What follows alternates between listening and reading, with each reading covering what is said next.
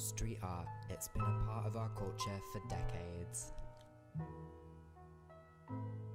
Today, our documentary is going to focus on the integration of street art in the student city of Nottingham.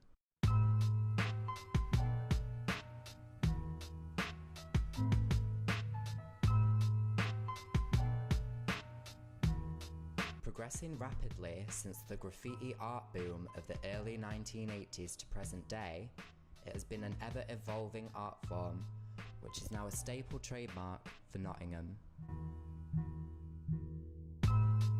Street art is a form of expression most commonly created in public locations. However, this particular art form struggled to gain public support because of its unorthodox origins and the negative connotations attached to it. Those unfamiliar with the art form often have an image of graffiti artists as homeless or reckless youths, thus making even the most elaborate and masterful works of street art be seen as defacement.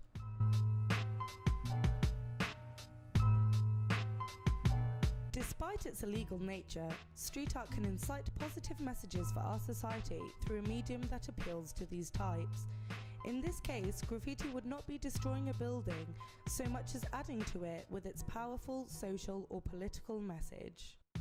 Nottingham is one of the many cities that has embraced this into their society, including local businesses, public murals, as well as youth and school workshops. Even Nottingham City Council accommodates public space for this art to be produced, proving that Nottingham is a well-rounded city, thriving with different types of artwork created by artists with different intentions, whether it be aesthetic, motivational, branding, or activism.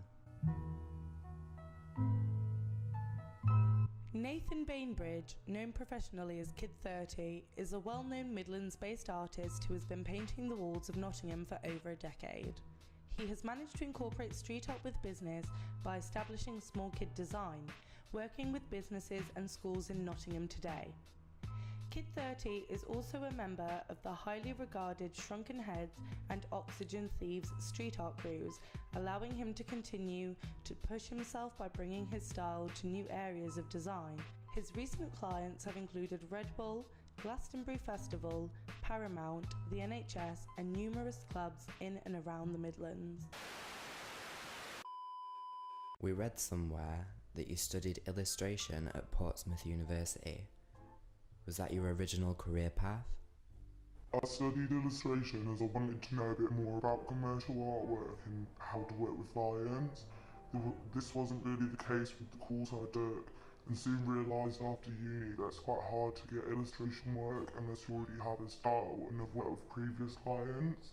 So I self-taught myself design and got a job working in the printers, then moved to working in a design agency as a junior and worked my way up until I felt I could take on my own clients. Is that where you discovered your house style of drawing with its recognisable bold comic style? This came when I started to paint graffiti and wanted to paint characters and not letters. It was the time when Spanish artists like Pears and Flying Fortress were getting big, and I was really influenced in their bold style. I had grown up with the style of comic book illustration and found it was something I enjoyed to draw but also paint. What inspired you to start making art? I did have a really good art teacher at school called Mr. Reed who pushed us to make quite big bits of work and try a lot of different things. If you hadn't been so successful in the world of street art, what would plan B have been? Things have just happened, and from working hard, one opportunity has led to another. This is how my practice got involved. We read that one of your first jobs here in Nottingham was working on the flyers for Detonate Festival. You've worked very closely with local businesses since, like Ugly Bread Bakery, 200 Degrees, Alley Cafe, Suede Bar.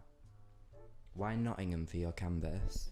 I like to work local as it's loads easier when I need materials and I need to get to places and you get to bump into people, so it's really good for the social aspect. You work often with different school projects and youth workshops.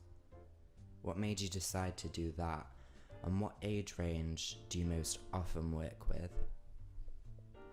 I started doing this as a way of learning a bit more about the art form and a way to acquire art materials and realised it was something that was quite rewarding and a good grounding for work as well. It was also a confidence booster. Over the years it has changed a lot, and I only now offer marker pen workshops and do loads less of them. I'm a bit more selective about what groups I work with and only take them on in the winter months when there is less outdoor work. The workshop groups range from ages 7 to 20. When you began producing street art, did you see the business potential? Or was it later on down the line when you established Small Kid Design? I used to DJ under the name Small Kid years ago and took the name on when I started painting graffiti. When making flyers for Detonate, I used that name on the flyers and it stuck from there really. I changed my painting name to Kid 30 when I got to 30, but people still called me Small Kid. How long does a mural take to paint on average? Depends loads on the type of work and if ladders are involved, because it starts to take more time. But commercial work usually takes between 1 and 3 days on average. Because of the variety of artwork produced by local artists like Kid 30, Nottingham has managed to become the canvas it is today.